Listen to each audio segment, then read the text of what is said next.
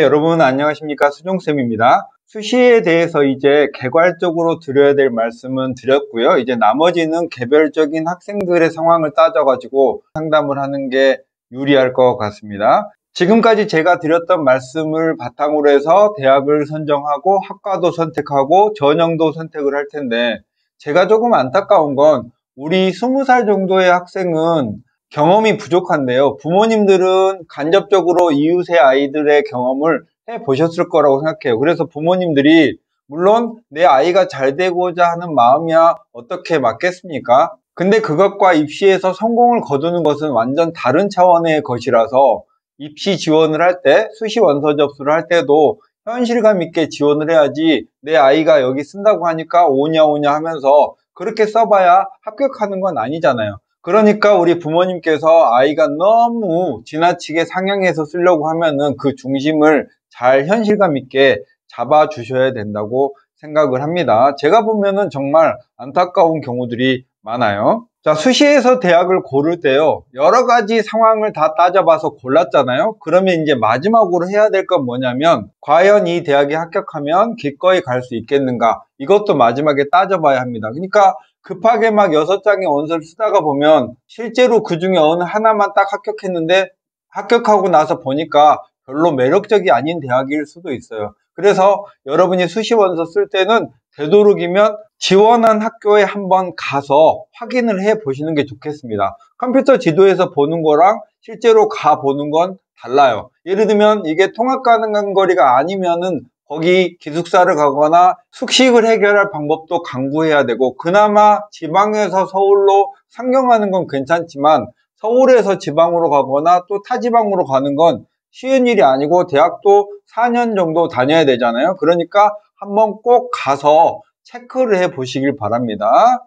수시도 눈치 작전을 해야 되나요? 정시에서는 눈치 작전이 정말 많아요. 근데 특히 논술을 쓰시는 분들은 경쟁률이 보통 막 50대 1, 60대 1, 100대 1까지도 넘어가고, 또 의예과 같은 경우에는 무조건 300대 1 정도는 기본적으로 넘어가니까 눈치 작전은 크게 필요 없다고 생각합니다. 특히 논술 쓰시는 분은 거기 학과를 눈치 보실 필요가 없고 여러분의 눈치대로 나중에 경쟁률이 형성된다고 볼 수 없어요. 왜냐하면 10분, 1분 안에도 정말 클릭이 몇만 번 일어날 수 있기 때문에 수시 원서 접수 마지막 날 눈치 본 대로 경쟁률이 형성되지 않으니까 오히려 9월 11일 또는 12일 원서 접수 시작하는 즈음에 마음 먹은 대로 딱 원서를 쓰고 다시 수능 준비 및 논술 준비, 면접 준비 등을 하시는 것이 더 나을 것 같습니다.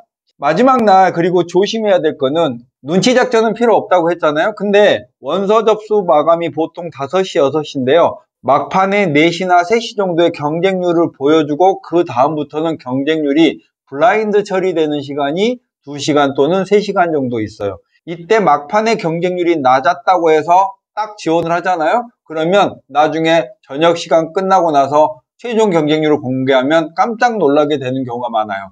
이 입시에서 우리 수험생들의 움직임은 되게 아주 순수하고 단편적이거든요. 보이는 게 경쟁률이 낮으면 나중에 높아지고, 작년에 높았으면 올해 좀 낮아지고, 작년에 낮았으면 올해 좀 높아지는 이런 사인 그래프를 매년 일으키니까 그 정도만 생각하고 경쟁률이 몰릴 것인지 안 몰릴 것인지를 따져보시면 좋겠고, 올해는 유독 인서울의 대학들의 신설학과가 많아요. 신설학과는 아니지만 논술 전형의 모집을 처음 시작했다던가 이렇게 모집 단위별로 신설, 폐지, 변경, 통합 이런 학과들이 많은데요. 작년과 달리 올해 이렇게 신설되거나 통폐합되거나 이렇게 변동이 있는 모집 단위가 입결이 조금 흔들릴 가능성이 있습니다. 낮아진다는 뜻은 아니지만 어쨌든 변동 가능성이 있으니까 혹시 그래도 눈치 작전 비슷하게 해보고 싶으시다면 통폐합되거나 신설되거나 이런 학과들을 관심 가지면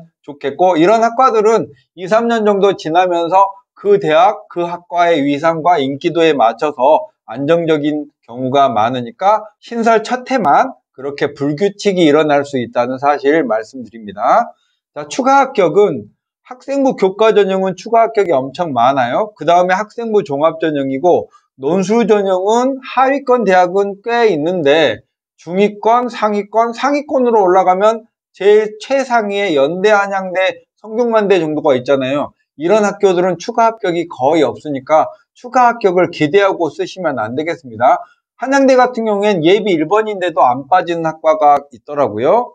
자, 이제 수시를 정리하면서 제가 유튜브에다가 공개할 수 있는 정보들은 대부분 공개했고요. 또 공개하면 안 되는 의미 있는 정보들은 개인적으로 연락을 주시는 분들께 알려드리고 있긴 해요. 그리고 가장 좋은 입시 전략은요, 대학을 고르고 학과를 고르고 막 눈치 작전을 하고 이런 거 해봐야 가장 좋은 전략은 실력입니다. 그러니까 우리가 수시 접수할 때는 짧고 굵게, 특히 논술 전형 같은 경우에는 짧고 굵게 자신의 성적에 맞춰서 지원을 딱 하고 빨리 접수하고 그 다음엔 액션을 취하는 게 낫죠. 수능 준비를 해서 최저를 맞출 공부를 열심히 한다던가 또 논술을 지금까지 해왔다면 꾸준하게 계속해 가거나 논술 지원을 했다면 그것에 맞는 논술 학습 계획을 세워서 확률을 높이는 그런 행동들을 병행해서 해야 될 거라고 보여집니다. 자, 수시에 대해서는 전체적인 개론은 이렇게 마치기로 하고 이제 수능 전에 논술대학인 홍대, 시립대, 연대 등의 대학별 자료라든지 의치안의 자료라든지 이런 것들을 계속 업로드해 가도록 할게요. 수정쌤이었습니다. 안녕.